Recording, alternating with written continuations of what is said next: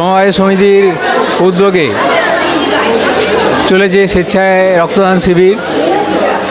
200 unit রক্তদান সংগ্রহের লক্ষ্যমাত্রা নিয়ে আজকের এই রক্তদান শিবির শুরু হয়েছে। রাজীব, তুমি ওই রক্তদান শিবিরে আছো, তো এখন পর্যন্ত ওখানের পরিস্থিতিটা কি তুমি একটু তুলে ধরো। হ্যাঁ, তুমি ঠিকই শুনেছো। কিসমো সয়লা সমবায় কৃষি উন্নয়ন সমিতি লিমিটেডের মাধ্যমে চলছে স্বেচ্ছায় রক্তদান শিবির। আপনার পর্যন্ত এখানে 100-এরও বেশি মানুষ রক্তদান করেছে। আর এখানে ঠিক তুমি সেই ঠিকই দৃশ্য দেখছো যে এখানে ঠিক মেলার মতোই চলছে রক্তদান শিবির। আর আমি সেই সয়লা কিসমত যে সমবায় সমিতি উন্নয়ন লিমিটেডে যে রক্তদান শিবির চলছে আমি সেখানে উপস্থিত আছি। আর আমি দেখিয়ে দিচ্ছি যে এখানে বেশিরভাগটাই ফিমেল ক্যান্ডিডেট আছে। আর এখানে সেই এক বিশাল লাইন, আর এই লাইনেই তাদের চলছে রক্তদান করানো হলো। তো বেশিরভাগটাই ইয়ং ছেলে আছে এবং তার সঙ্গে 50-এর উপরে বেশি মানুষ রয়েছে। আমি সরাসরি উপস্থিত আছি আমন্ত্রণ গেস্ট হাউস।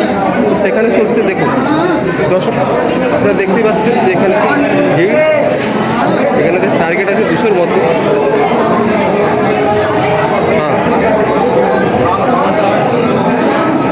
এখনো পর্যন্ত জানা যায় যে কমসে কম 130-এরও বেশি মানুষ স্বেচ্ছায় রক্তদান করেছে। ঠিক আছে, সঙ্গে থাকুন। আমরা এই মুহূর্তে আছি কিসমত সয়লা কৃষি সমবায় উন্নয়ন সমিতির, যেখানে রক্তদান শিবির চলেছে। এই সময়ের 84তম বর্ষপূর্তি উপলক্ষে এবারের এই রক্তদান শিবির চলেছে। আমরা রক্তদান শিবির শেষ হয়েছে, আমরা পেয়েছি এই ব্যাংকের ম্যানেজার বাবুকে। ম্যানেজার বাবুর কাছ থেকেই আজকের এই রক্তদান শিবির সম্পর্কে আমরা বিস্তারিতভাবে জেনে নেব। স্যার, আপনার নাম? আমার নাম দিলীপ কুমার দণ্ডপাঠ। আপনি এই সময়ের পক্ষ থেকে আপনারা এই রক্তদান শিবিরের আয়োজন করেছেন কেন? আমরা আমাদের এই সমবায় সমিতির 27/1/1942 সালে প্রতিষ্ঠিত হয়েছিল এবং সেই 27 তারিখকে কেন্দ্র করেই প্রতি বৎসর আমরা এই রক্তদান শিবির অনুষ্ঠান করে থাকি। আমাদের এটা 84তম বর্ষ। সমিতির জন্মলগ্ন থেকেই আমরা প্রতি বৎসরই এই বর্ষ উদযাপন করি এবং রক্তদানটা আমাদের এই 10ম বর্ষে পদার্পণ করলো এই বৎসর। এই রক্তদান শিবির কোথার ব্লাড ব্যাংক এসেছে? এই রক্তদান শিবিরে কলকাতা মেডিকেল কলেজের ব্লাড ব্যাংক এসেছে। বিগত 3 বছর ধরেই ওনারা আসছেন, এর আগে মেদিনীপুর আসতো। কত ইউনিট রক্তদান আজকে করেছে? আজকে আপনার 158 জন রক্ত দান করেছে রক্তদাতা। আপনারা এই সময় থেকে রক্তদান ছাড়া আর সামাজিক উন্নয়নের কি অন্যান্য কর্মসূচি আপনাদের আছে? আমরা এই বর্ষপূর্তিকে কেন্দ্র করে প্রতি বৎসরই সকালে সমবায় পতাকা উত্তোলন, সাতরঙা পতাকা, তার মাধ্যমে সমবায় সমিতির বর্ষপূর্তি উদযাপন শুরু হয় এবং বর্ণাঢ্য শোভাযাত্রা সহকারে প্রায় ড্রাম সহযোগে এলাকা পরিক্রমণ করা হয়।